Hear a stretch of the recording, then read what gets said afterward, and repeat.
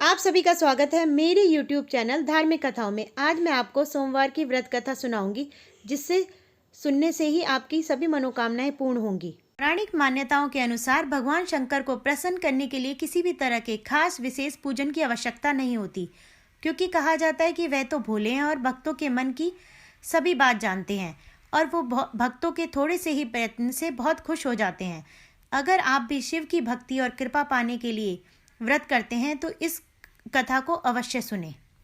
साहूकार को कैसे संतान की प्राप्ति हुई। एक बार किसी एक नगर में एक साहूकार था। उसके घर में धन की कोई कमी नहीं थी, लेकिन उसके कोई संतान नहीं थी। वह इस कारण बहुत दुखी था। संतान प्राप्ति के लिए वह हर सोमवार को व्रत रखता और पूरी श्रद्धा के साथ शिव मंदिर जाता। भगवान शिव और माता पार्वती की पूजा करता। उसकी भक्ति देखकर एक दिन माता पार्वती बहुत प्रसन्न हुई और भगवान शिव से साहूकार की मनोकामना पूर्ण करने का निवेदन करने लगी। पार्वती जी के आग्रह पर भगवान शिव ने कहा कि हे पार्वती, इस संसार में हर प्राणी को उसके कर्मों का फल मिलता है और जिसके भाग्य में जो लिखा है उसे भोगना पड़ता है। लेकिन पार्वती जी ने साहूकार की भक्ति देखकर उनकी मनोकामना पूर्ण करने की इच्छा व्यक्त की। माता पार्वती के आग्रह पर शिव जी ने साहूकार को पुत्र प्राप्ति का वरदान दे दिया, लेकिन उन्होंने बताया कि यह बालक सिर्फ 12 वर्ष ही जीवित रहेगा। माता पार्वती और भगवान शिव की बातचीत को साहूकार सुन रहा था, इसलिए उसे ना तो इस बात की खुशी हुई और ना ही दुख हुआ। वह पहले की भांति शिव जी की पूजा करता रहा। कुछ समय के बाद साहूकार की पत्नी ने एक सुंदर से पुत्र को जन्म दिया। जब वह बालक 11 वर्ष का हुआ तो उसे पढ़ने के लिए काशी भेज दिया गया। साहूकार ने पुत्र के मामा को बुलाकर उसे बहुत सारा धन दिया और कहा कि तुम इस बालक को काशी विद्या प्राप्ति के लिए ले जाओ। तुम लोग रास्ते में यज्ञ करते जाना और ब्राह्मणों को भोजन दक्षिणा देते हुए जाना। दोनों मामा भांजे इसी तरह यज्ञ करते और ब्राह्मणों को दान दक्षिणा देते काशी नगरी निकल पड़े।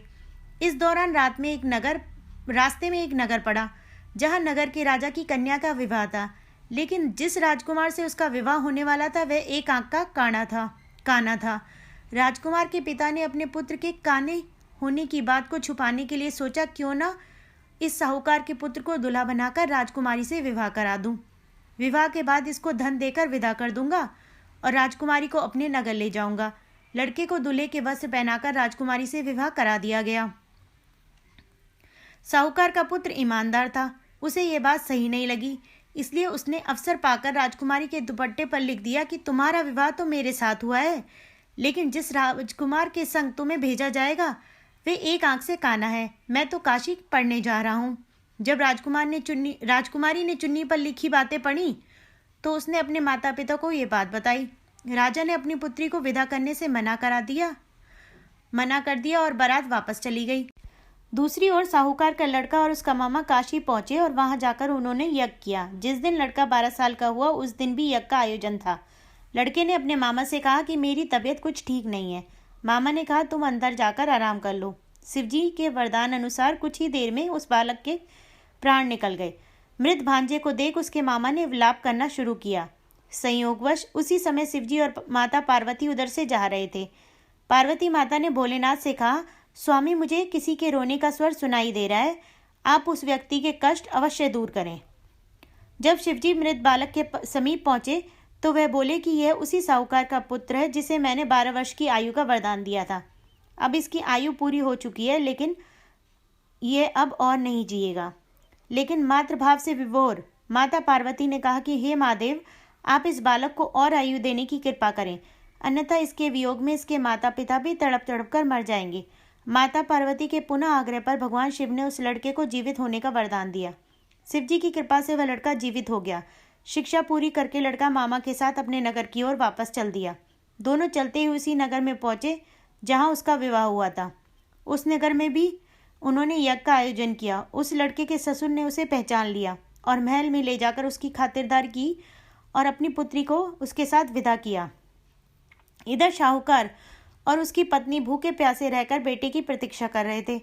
उन्होंने प्रण कर रखा था कि यदि उन्हें अपने बेटे की मृत्यु का समाचार मिला तो वह भी प्राण त्याग देंगे, परंतु अपने बेटे के जीवित होने का समाचार पाकर वह बेहद प्रसन्न हुए।